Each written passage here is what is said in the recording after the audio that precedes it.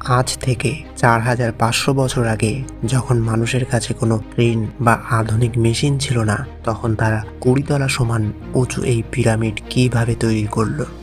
Great pyramid তৈরিতে প্রায় ২৩ লক্ষ বিশাল পাথরের ব্লক ব্যবহার করা হয়েছে, যার এক একটির ওজন ছিল ২ থেকে ৮০ টন।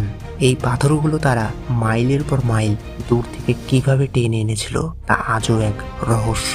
সব থেকে অবাক করা বিষয় হলো পিরামিডের অবস্থান একদম পৃথিবীর কেন্দ্রবিন্দুতে, এবং এর কোণগুলো নিখুঁতভাবে উত্তর, দক্ষিণ, পূর্ব এবং পশ্চিম দিক নির্দেশ করে, যা আজকের জিপিএস প্রযুক্তির সমান। পিরামিডের ভেতরে এমন কিছু গোপন কক্ষ আছে যেখানে আধুনিক রোবট পাঠালেও সেগুলো অদ্ভুতভাবে নষ্ট হয়ে যায়। কেউ বলে এটা প্রাচীন ইঞ্জিনিয়ারিং, আবার কেউ বলে এর পেছনে ভিন গ্রহের প্রাণীদের হাত আছে। আপনার কি মনে হয়, এগুলো কি মানুষের তৈরি নাকি অন্য কিছু? কমেন্টে জানান। আর এমন রহস্য জানতে আমাদের এই চ্যানেলটিকে এখনই সাবস্ক্রাইব করুন।